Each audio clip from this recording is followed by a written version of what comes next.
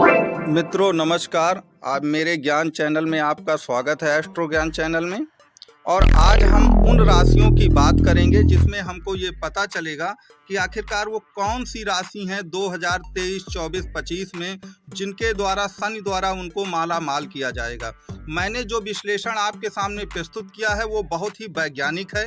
मैंने इसमें 6 राशियों को लिया है जिसमें मेष, वृष, मिथुन, कन्या, तुला और धनु राशि हैं। इनको लेने का कारण ये है कि या तो शनि 3, 6, 11 में बहुत शुभदायी माना जाता है इसलिए इन राशियों को लिया गया है, या शनि किन्हीं राशियों में केंद्र और त्रिकोण दोनों का स्वामी होता है जिसके कारण हमने कुल मिलाकर अपनी इन 6 राशियों को लिया है। यही मूल कारण है कि इन 6 राशियों पर ही विचार किया गया है, अन्य राशियों पर विचार नहीं किया गया है। और बहुत ही वैज्ञानिक ढंग से मैं आपको समझाऊंगा कि वास्तव में शनि हमको कैसे माला माल करेगा। चलिए अपने चैनल को हम शुरू करते हैं।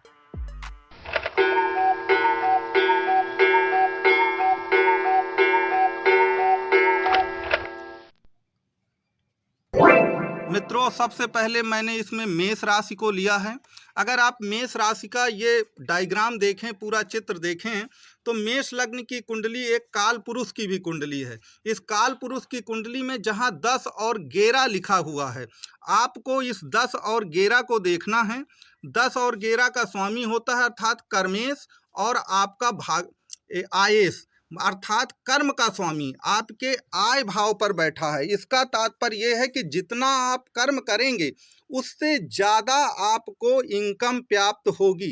इस चीज़ को आप गांठ बांध लीजिए। और 2023, 24 और 25 मेष लग्न के लोगों के लिए या मेष राशि के लोगों के लिए बहुत ही भाग्यदायी वर्ष है और आपकी इनकम ये 4 चांद लगा देगा। अगर आप थोड़ा सा भी कर्म करेंगे तो आप देखेंगे कि किस प्रकार से कुल मिलाकर के आपकी इनकम 3 गुनी, 4 गुनी, 10 गुनी हो जाएगी, क्योंकि कर्म का स्वामी जब आय भाव पर बैठ जाता है। और याद रखिए ये कुंभ राशि शनि की मूल त्रिकोण राशि भी है, जिसके कारण से मेरा ये मानना है कि जो भी मेष लग्न या मेष राशि के लोग हैं निश्चित तौर पर उनके लिए बहुत बढ़िया समय है। और ये चीज़ आप याद रखिएगा कि शनि बहुत मंदगामी ग्रह होता है। मंदगामी ग्रह होने के कारण अब तक आपको इनकम नहीं हो रही थी, आप बहुत मेहनत करते थे लेकिन उसके अनुसार आपकी आय नहीं बढ़ रही थी।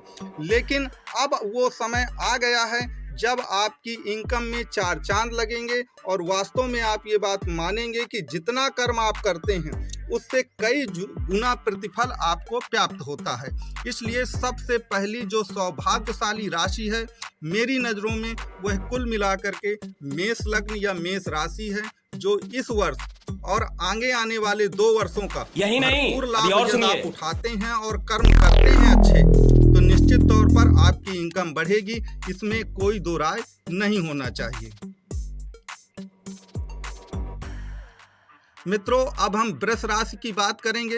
वृष राशि वालों के लिए भी ये बहुत ही शुभदायी वर्ष होगा। उसका कारण मैं आपको बता दूं कि वृष लग्न की अगर आप कुंडली देखें तो शनि जो है वो आपका 9 और 10 जहां लिखा है, अर्थात यह कुल मिलाकर वृष लग्न की कुंडली में भी एक योगकारी ग्रह ही आप इसे मान सकते हैं, क्योंकि कुल मिलाकर वृष लग्न की कुंडली में ये आप देख रहे होंगे कि ये 9वीं और 10वीं का स्वामी होता है, अर्थात भाग्य भाव का स्वामी कर्म भाव पर बैठा है। इसका तात्पर्य आप जान सकते हैं कि भाग्य भाव का स्वामी जब कर्म भाव पर बैठ जाता है तो इसका मतलब है कि आप थोड़ा सा भी कर्म करेंगे तो आपका भाग्य आपका भरपूर साथ देगी। और ये 3 वर्ष ऐसे हैं वृष लग्न वालों के लिए जो कि याद रखिए आपको मालो माल बना देंगे और आपको करोड़पति बना देंगे। इसलिए इन 3 वर्षों का प्रयोग आप बहुत ही अच्छे ढंग से करें, क्योंकि आपके भाग्य का स्वामी आपके कर्म भाव पर आ गया है।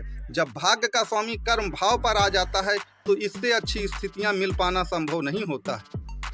अब हम मित्रों अपनी सबसे फेवरेट राशि मिथुन राशि के बारे में बात करेंगे। आप मिथुन राशि में जानते हैं कुल मिलाकर के मिथुन राशि के लोगों को बहुत ज़्यादा दुख उठाने पड़ते हैं। और देखा जाए तो शनि कोई योग कारक ग्रह उनकी कुंडली में नहीं होता, चूँकि वह अष्टमेश भी होता है और नवमेश भी होता है। लेकिन चूँकि इनकी किस्मत बहुत काम नहीं करती है और ऐसा कहा जाता है कि मिथुन लग्न के जो लोग होते हैं या मिथुन राशि के लोग होते हैं उनकी भाग्योदय सबसे लास्ट में होता है।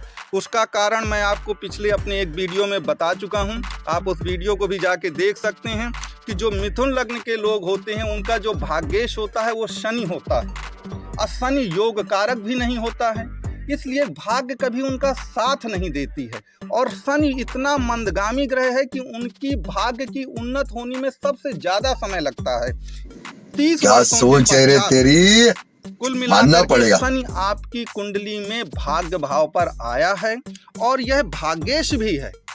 भाग्य भाव का स्वामी भाग्य भाव पर आया है, और शनि कुंभ राशि इसकी मूल त्रिकोण राशि भी है। इसलिए मेरा मानना यह है कि जो भी मिथुन लग्न के लोग थे, चूंकि जीवन में इसके पहले उनके अष्टम में शनि थे, उनके बहुत बुरे दिन थे, उन्हें कोई रिलीफ नहीं थी, लेकिन अब वो दिन आ गए हैं जो निश्चित तौर पर बहुत ही ज़्यादा आपको रिलीफ भी प्रदान करेंगे और आपकी इनकम के स्रोतों को भी बढ़ाएंगे।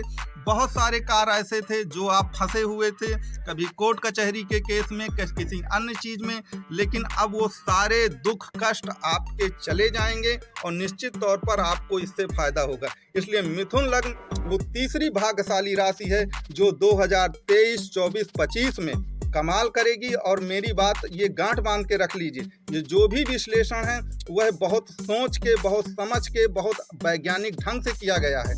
तो मिथुन लग्न वाले बहुत ही सुंदर तरीके से आपने भाग्य की उन्नति रुकी हुई थी अब तक उन्होंने बहुत सारे दुख झेल लिए थे, और अब उनका भाग्य निश्चित तौर पे उदय होगा। अब उसमें चौथी जो सबसे भाग्यशाली राशि है वो है कन्या राशि। देखिए, हम जानते हैं कि जो शनि होता है वह आपका 3, 6, 11 में बहुत ही योग कारक माना गया है। छठवां भाव क्या है? छठवां भाव में ही जो कन्या लग्न में छठवां भाव ही कुंभ आता है, और छठवां भाव काहे का होता है? छठवां भाव आपका होता है रिपु का, ऋण का, लेकिन लोग नहीं जानते ये कंपटीशन और सफलता का भी भाव होता है। तो याद रखिए, जो लोग कंपटीशन और सफलता में कार्यरत हैं, जो कोई परीक्षाएं दे रहे हैं, एग्जाम की तैयारी कर रहे हैं, निश्चित तौर पे उनको इससे सफलता मिलेगी। अगर उनके कोई दुश्मन थे, रूप माने दुश्मन ही होता है, तो निश्चित तौर पर आप उन पर हावी होंगे। अब तक वो आपको भले परेशान कर रहे हैं। इसके सिवा अगर आप ऋण के जंजाल में फंसे थे तो आप ऋण मुक्त भी होंगे। अर्थात कन्या लग्न वाले या कन्या राशि वालों के लिए भी शनि का गोचर छठवें भाव पर अत्यंत शुभदायी है, चूंकि यह बुध का मित्र भी है, इसलिए बहुत अच्छा है।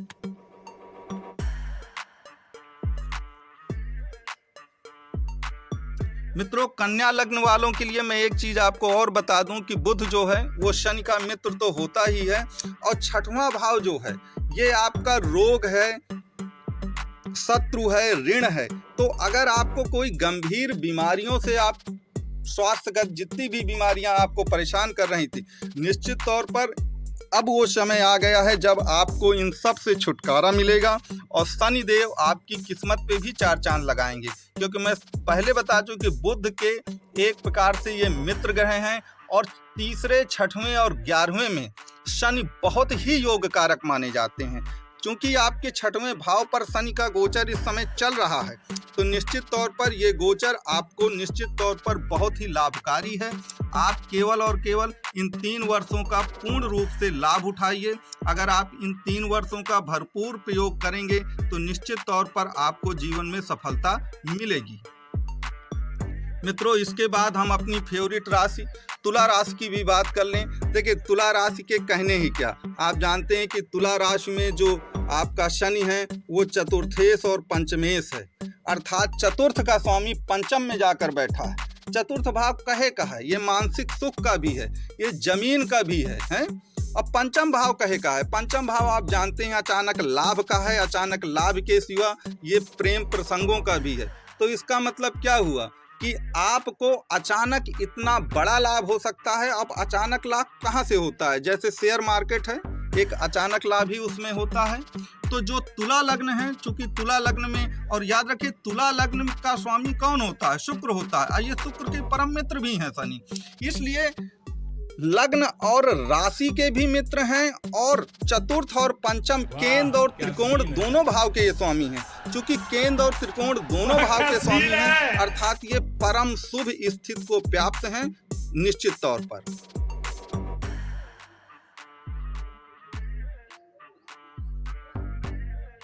मित्रों, अंत में हम धनु राशि की भी बात कर लेते हैं। देखिए, धनु की बात हमने इसलिए की है, धनु राशि में ये बहुत योगकारी नहीं होते क्योंकि ये द्वितीयेश और तृतीयेश होते हैं। लेकिन मैं आपको पहले भी बता चुका हूं कि तृतीय भाव का जो शनि है वो बहुत ही अधिक शुभकारी है। केवल आप अपनी वाणी पर थोड़ा संयम रखें। आपके मित्र बंधुओं और आपके छोटे भाई बहनों से बस आपके संबंध थोड़े खराब हो सकते हैं, लेकिन तृतीय भाव का शनि भी ज्योतिष में बहुत ही ज़्यादा शुभदायी बताया गया है और निश्चित तौर पर तृतीय भाव का शनि एक योगकारी ही माना जाता है। धनु का स्वामी आप जानते हैं कि आपके बृहस्पति होते हैं, और बृहस्पति क्या है? बृहस्पति भी शनि के मित्र हैं। आप